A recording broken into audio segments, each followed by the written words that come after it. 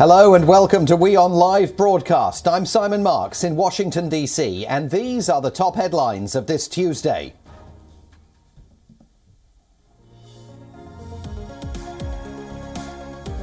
Talks between Russia and Ukraine have concluded in Istanbul and appear to have made progress. The Ukrainian team says a Putin-Zelensky meeting is possible. The next round of talks is going to take place in 7 days.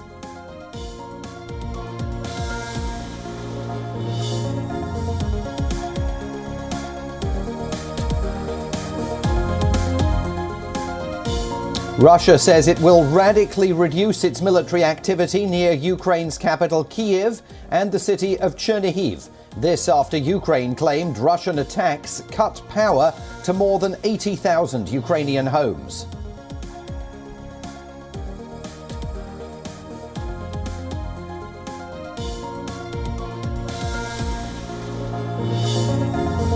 French President Emmanuel Macron faced voters worried about their incomes and rising energy prices as he hit the campaign trail. The country's election is less than 2 weeks away.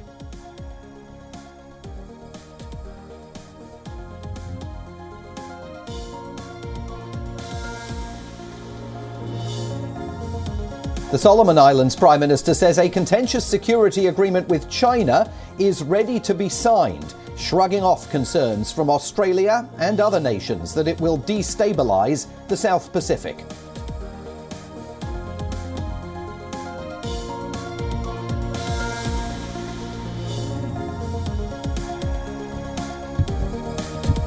And an ice shelf the size of Rome has completely collapsed in East Antarctica after extraordinarily warm weather there, though it's all relative, that set a new world record.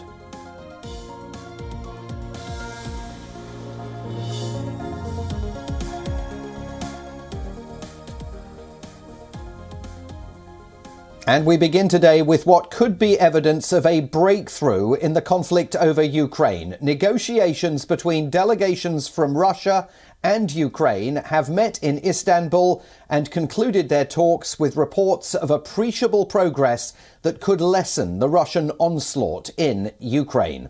Negotiators are predicting the possibility of an in-person meeting between the presidents of Russia and Ukraine. The talks began with a rather cold welcome. No handshake displayed between the negotiators. But there appear to have been major developments today, not just in terms of a possible face-to-face meeting between the country's two leaders, but also the possibility of Ukraine agreeing to observe neutrality on the world stage, with other countries serving as guarantors of its security. Neutrality would require Ukraine to agree to no foreign military bases on its soil. In return, Russia says it will radically reduce military activity near the Ukrainian capital Kyiv and the city of Chernobyl. And within the last few minutes, senior US officials have described that as a major strategic shift by the Russians. Briefing the media after the talks, the Turkish foreign minister said that there was some progress and a consensus was emerging. He said another round of talks will take place next week in a bid to finalise agreement around a common understanding. Videos from inside the Dolmabahce Palace in Istanbul show Russian billionaire Roman Abramovich was also at the talks, though it was not immediately clear in what capacity. His attendance comes just a day after media reports emerged of a suspected poisoning of Abramovich and two Ukrainian peace negotiators in Kyiv earlier this month, although Western intelligence is disputing that claim.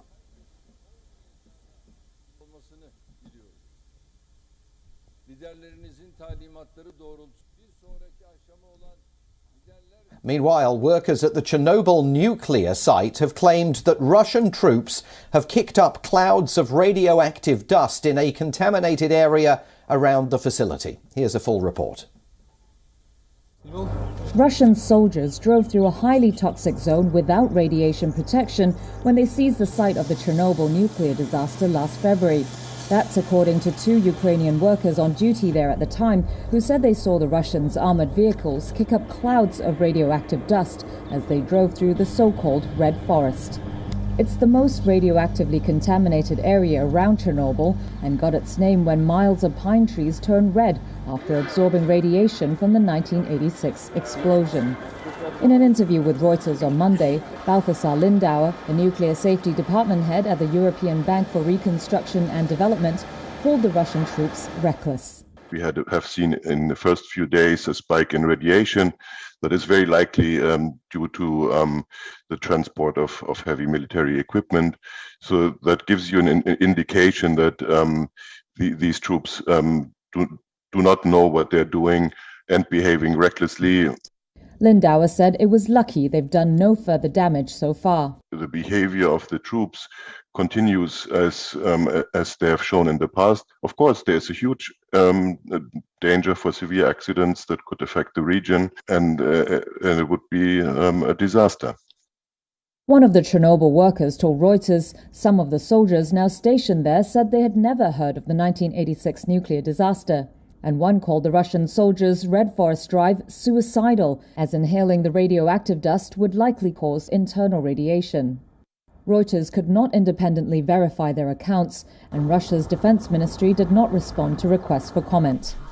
The Russian military said after capturing the plant that radiation was within normal levels, and their actions prevented possible nuclear provocations by Ukrainian nationalists. The Ukrainian president has signed a law restricting the dissemination of military information during a state of emergency. Violators will face up to 12 years of imprisonment. According to the law, filming the movements of the Ukrainian military's personnel, sites of shelling, street names, transport stops, shops, factories and other military facilities is now prohibited. The law also forbids the publication of data on the movement of foreign military aid received by Ukraine.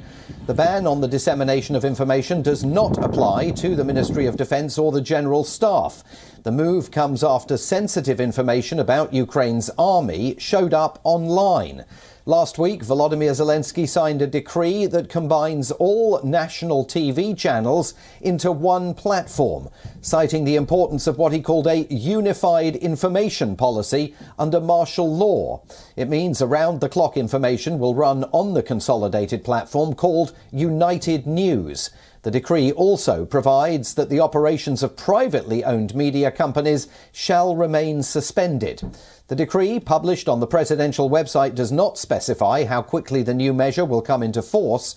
The objective of both laws, as stated by the Ukrainian government, is to counter the active dissemination of misinformation, justifying or denying the armed aggression of the Russian Federation against Ukraine, and to present only factual information about the war.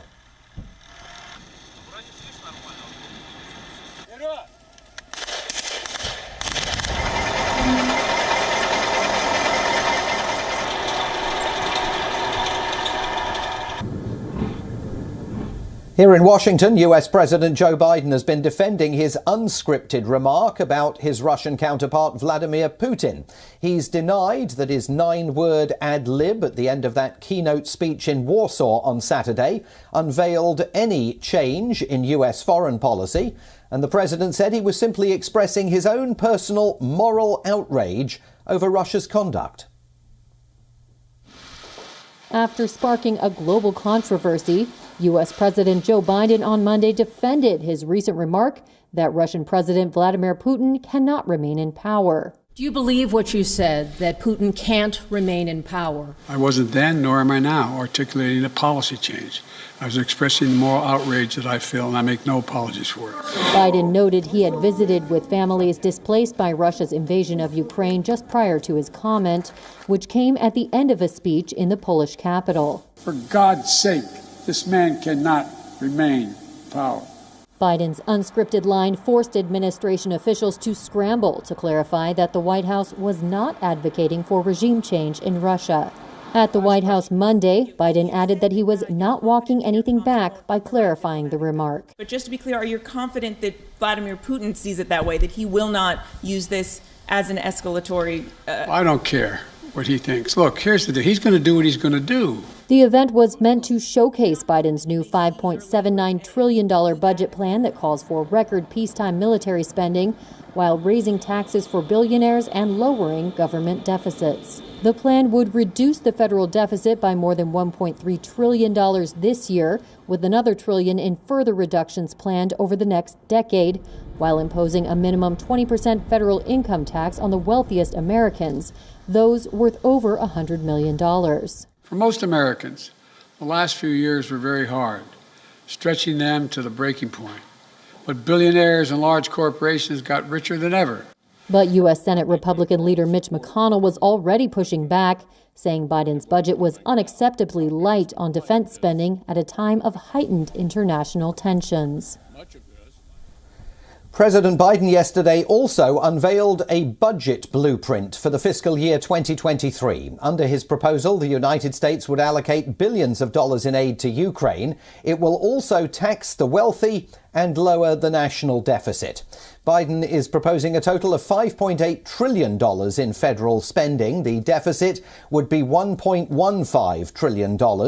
There would be $795 billion spent on defense, $915 billion on domestic programs, and the remaining balance would go to mandatory spending, including Social Security, Medicare, Medicaid, and net interest on the national debt. Biden also proposed a $6.9 billion infusion of funding for Ukraine to assist the country in defending against Russia's invasion, as well as to aid NATO. Another $1 billion would go towards Washington's efforts to counter Moscow's influence in the region. And as we told you yesterday, the wealthy in America will be additionally taxed.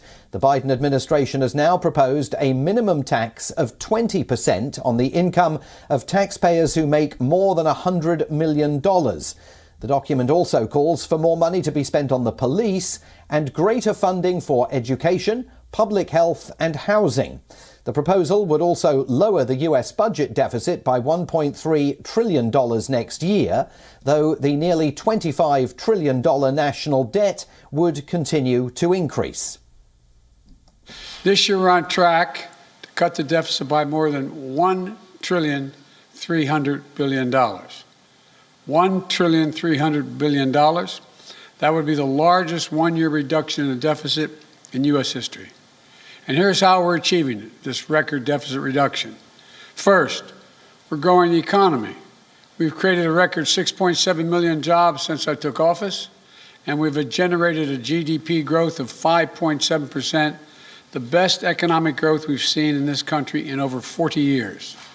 This has led to substantial increase in government revenues and dramatically improved our fiscal situation. The budget must, of course, be approved by Congress, which is controlled by the Democratic Party, but with only a wafer-thin majority. Ahead of the midterm elections, the Biden administration is struggling with record-low approval ratings. Let's go live now to my colleague Susan Tehrani, who joins us from the streets of New York again today.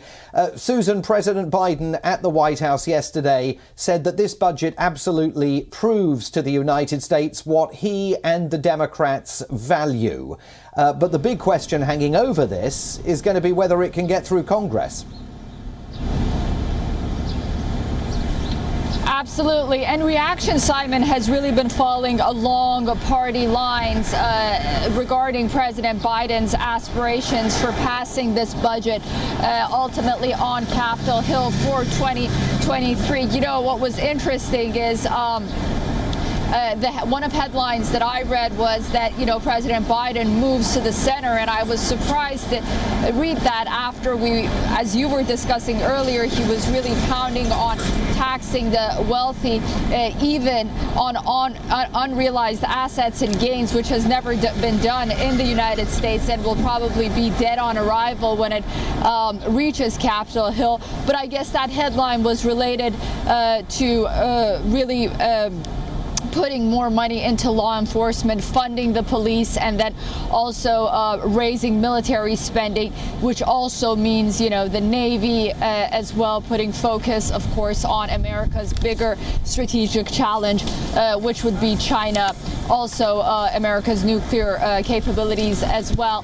This was something that perhaps the left and the progressives won't be very happy with, considering the fact that they were hoping that this spending would be less after the wars in Iraq and Afghanistan. So, moving center maybe in that sense, but, putting the tax on the wealthy. And it's being said that the tax is on the most wealthy Americans, but, it will trickle down on the wealthy, and that it will ultimately hit the middle class as well. OK, lots of legislative back and forth ahead. Susan Tehrani live for us again on the streets of New York today. Thanks very much indeed. The Prime Minister of the Solomon Islands has pushed back against Australian fears over security negotiations with China. A leaked draft security pact between the country in Oceania and China sent shockwaves through Canberra last week. The proposals in the draft agreement would allow Chinese security and naval deployments to the Pacific Island nation. The security pact would be a major inroad for China in the Pacific. Australia, New Zealand and the United States have expressed concerns about the deal's potential impact, having seen the region for decades as their own backyard. Canberra fears it would destabilise the South Pacific. The Pacific Island nation's Prime Minister, Manasseh Sogavare, confirmed that his government and Beijing have reached an agreement shaping the deal.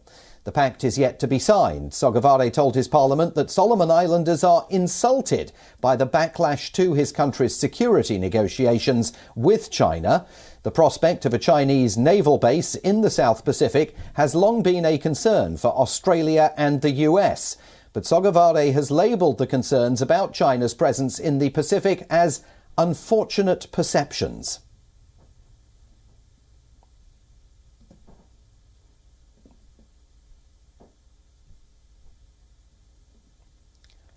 On average, 750 climbers attempt to scale Mount Everest every year, but the route to the top can be treacherous. It's filled with dangerous crevices, steep falls and daunting climbs. To make the ascent easier, a group of Sherpas heads out each year before the season kicks off. Their job is to fix ropes along popular climbing routes, and now we can join them on this exciting but very dangerous mission.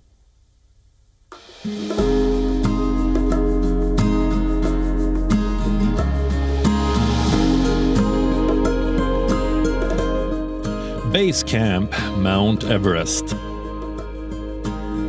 It looks like a sheet of snow dotted with yellow tents. Things are calm right now, but visit again in the next few weeks. You'll find the place bustling with action. Thrill seekers snapping pictures furiously. Sherpas taking stock of their equipment, because April is Everest climbing season.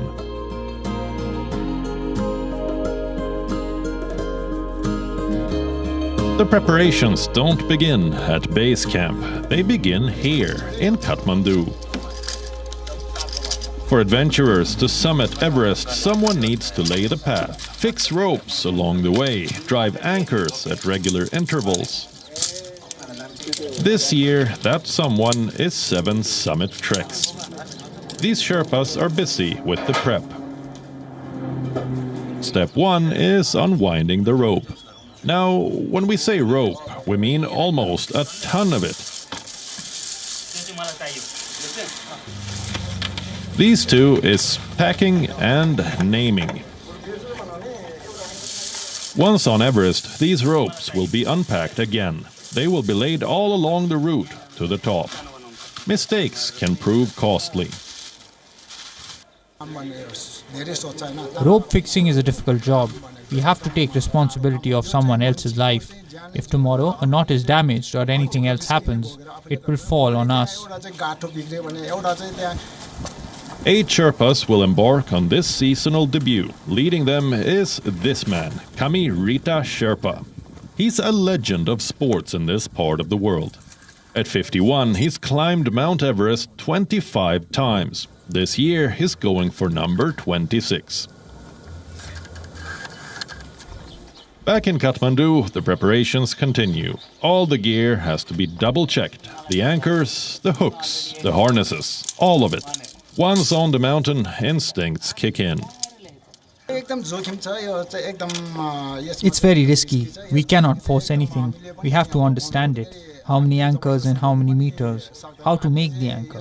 How many centimeters of snow and rock is needed to hold how many anchors? We have to have all that knowledge.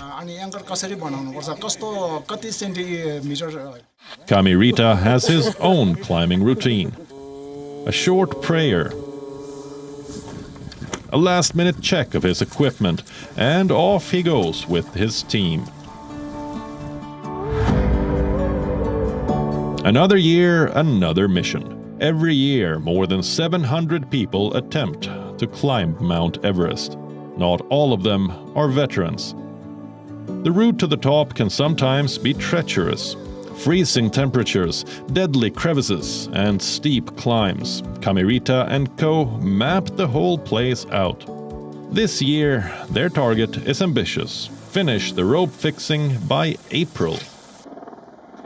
Start pushing climbers up through May. A lot of factors will determine their mission. The temperature, the wind speed, and of course, their luck.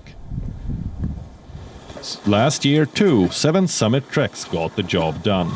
They are called the Ice Fall Doctors, with their ropes, their ladders, and their anchors. Dozens of climbers will achieve their dream in 2022. The glory may be individual, but it is prescribed by the Ice Fall Doctors. South Asia Bureau, WION, World is One. An ice shelf about the size of the city of Rome has completely collapsed in East Antarctica. The startling development came within days of record high temperatures in a region typically known as the coldest place on Earth. So what does it mean for all of us? We're going to leave you with this report to find out the answers. I'll see you again back here tomorrow for another edition of WION Live Broadcast from Washington, D.C. Thanks for watching WION. World is One. Take a look at these satellite images. They show the collapse of the Glensakonga ice shelf close to Bowman Island in Antarctica. This marks the first time in human history that the otherwise frigid region had an ice collapse. Alarm bells are ringing. Have scientists overestimated East Antarctica's stability and resistance to global warming? East Antarctica, it's largely not like that. You're sitting on a continent. It's this old, it's the old center of the Antarctic continent, as if you're in Michigan or Minnesota here with that really old bedrock, and it's sitting on this flat bedrock for the most part. And there are I think roughly 2 sort of bigger basins that have some deep channels that might have sort of marine ice sheet instability like potential, but that is much less clear than at Thwaites Glacier. This is not the only concern facing the region. Scientists were shocked this month when a research station in Antarctica reported extraordinarily warm weather. Scientists cautioned that this heatwave appeared to have set a new world record. Scientists worry that previous assumptions about East Antarctica's stability may not be correct. Up until now, most research has been concentrated in the more vulnerable West Antarctic ice sheet.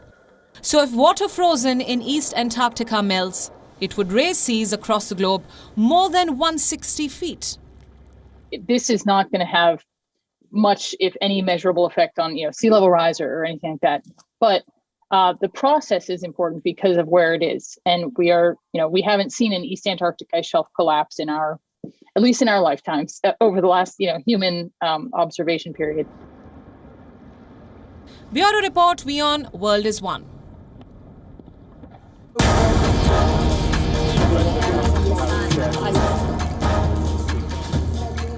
Many other. This is right, Arab.